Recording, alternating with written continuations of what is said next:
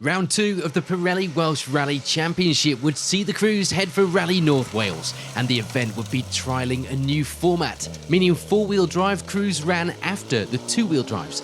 But would that have an effect on the leaderboard? Well, let's head to the stages and see how this new format shakes things up. It would be the lead for Nick Elliott and Dave Price. It would be anyone's guess if that was down to pure speed or the favourable road conditions as a result, but it was certainly clear that the pair were trying. Ocean Price and Dale Furnish return for round 2 with a different car, swapping the R5 for a historic spec Escort, and it would be the first time out in such a car for the pair, clearly getting to grips with it early on and lying in second place overall at this stage. Dylan Davies and Cleon Williams would be the first of the four-wheel drive crews on the results after the opening stages. Running behind all of the two-wheel drive cars meant the conditions would have changed significantly since our leading crews passed through the stage. Third place for now, leading the W13 class. And just outside the podium places would be another of our historic contenders. Alan Walker and John Connor taking fourth place for now, 37 seconds back from Davies on the overall leaderboard. It would be the lead in the N4 class for Paul Davey and Roger Allen. Meanwhile, they were probably a little further back on the results than usual, but still lying in a good overall position with fifth. No more big moments this time out for John Rowlands and Glenn Latham. Not in front of a camera anyway, but the driving style was still as exciting and outrageous as ever. They lie in sixth place for now, fourth in the class. And for the ever-happy Wood-Gutting, with Bob Stocko alongside as usual, it will be second in the N4 class this morning. 17 seconds behind Rowlands at this stage, 19 behind the class leaders for now, 7th place on our leaderboard. And it would go down as a good start to the day for Matthew Hurst and Declan Deere. They will be leading the way in the Ravenel Challenge as well so far, and lying second in the W13 class as well with 8th place. Just behind them on the results would be Howell Davies and Clive Jones.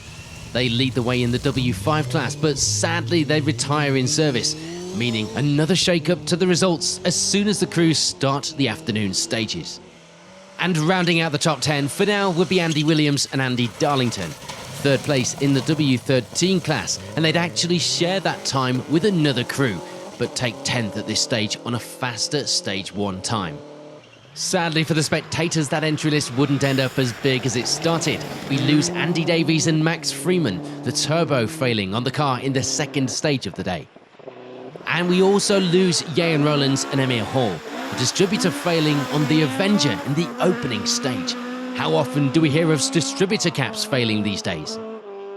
And for Gareth Edwards and Dylan Andrew, it would be, well, a number of things.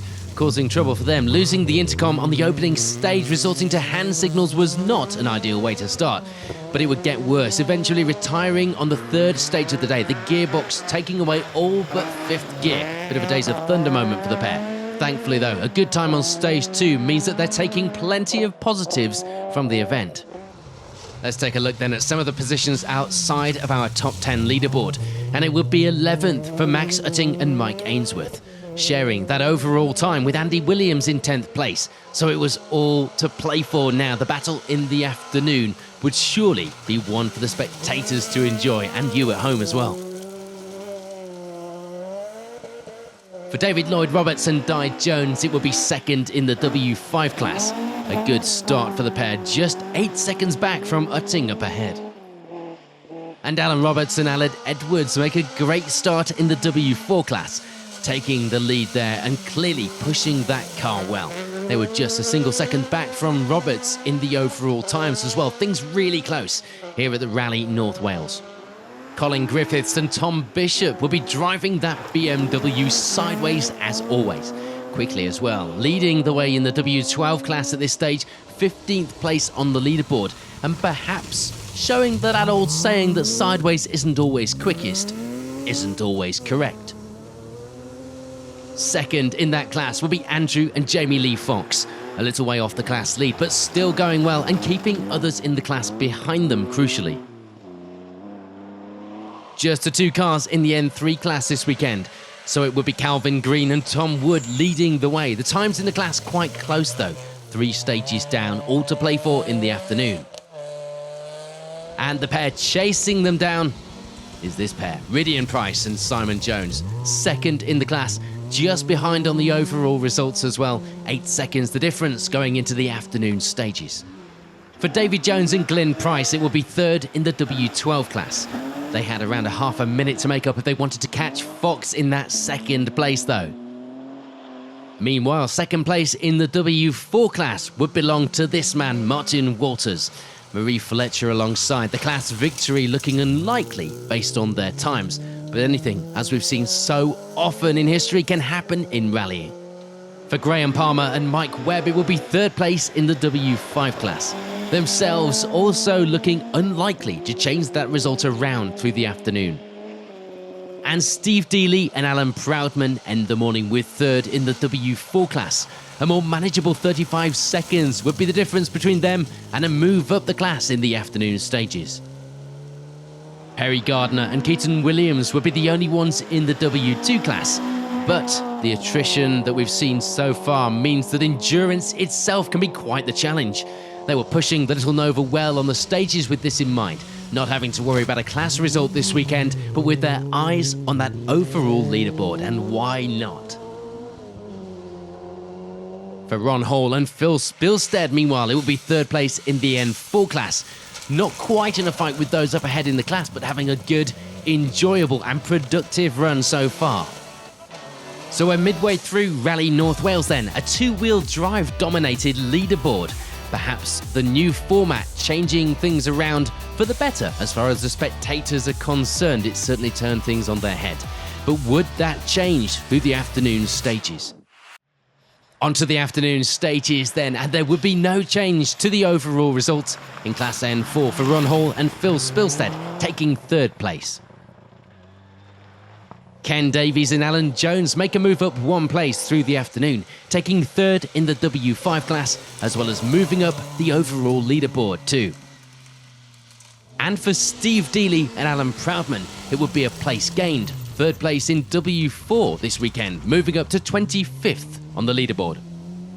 There's no change for these guys, Graham Palmer and Mike Webb remaining second in the class and in 23rd overall to the finish. For Martin Walters and Marie Fletcher, it will be much the same as well. Second in the W4 class was theirs, the pair finishing with 21st overall. Now, this car had been on full tilt throughout the day. They may not have been fighting for that class win, but it wasn't stopping Perry Gardner and Keaton Williams pushing hard right through the rally. They, of course, take the class, being the only ones there, but they also take some brownie points from the spectators as well, finishing the day with 20th overall. For Alexander Howard and George Fleming, it will be moved the right way on the leaderboard in the afternoon, taking third in W13, as well as finishing 22nd overall. David Jones and Glyn Price gaining some places on the leaderboard. The class result would stay the same, bringing it home third in the W12 class, 18th overall. No change to the usually hard-fought N3 class though. Rydian Price and Simon Jones having to settle for second place. The gap opening up slightly, but they do remain just behind on the overall results. Which, of course, the eagle-eyed of you have already spotted this, means it would be victory in the N3 class for Calvin Green and Tom Wood, taking that class victory as well as 16th place overall in the Fiesta. No change to that class result that they'd fought so hard for throughout the day for Andrew and Jamie Lee Fox. Second in the W12 class was still theirs, but they do gain some overall positions, ending the rally with 15th place. No change for Colin Griffiths and Tom Bishop though. They remain in the lead of the class to the finish, taking victory as well as third in the Ravenel Challenge results this weekend. The attrition continues into the afternoon stages though. We lose Andy Williams and Andy Darlington, retiring in the fourth stage of the day, meaning a few changes to our top 10 as you'd imagine. So let's go on to that top 10 leaderboard at the end of the day then, and it would be David Lloyd Robertson Di Jones taking that 10th spot at the finish, up 2 places on the overall results and taking the W5 class victory, as well as second in the Ravenel Challenge. It would be a great weekend though for Alan Roberts and Aled Edwards, taking the W4 class victory, as well as moving up 4 places on the leaderboard to take 9th place. There's frustration among our top 10 contenders though. A few issues for Paul Davey and Roger Allen mean that they drop down the overall results down to 8th. They of course miss out on the N4 class victory as a result, having to settle for 2nd in the class. So that would mean class victory going to Woogerting and Bob Stocko. A good result for the pair after a solid drive in the class and taking 7th place on the leaderboard too. It was also a great end to the rally for Matthew Hurst and Declan Deer, ending with 6th place overall, 2nd in W13, a result that also gives them the Ravenel Challenge win, maintaining their early lead in the Ravenel Challenge for the season as well. It will be a place lost on the results for Alan Walker and John Connor though. The result's still a good one, 5th overall for the Escort pair, but try telling a rally driver who's lost a place in the afternoon stages that is still a good result. John Rowlands and Glenn Latham though would be happy with their day, gaining some time in the afternoon and taking 3rd in the W6 class this weekend, ending the rally just outside our podium places with 4th.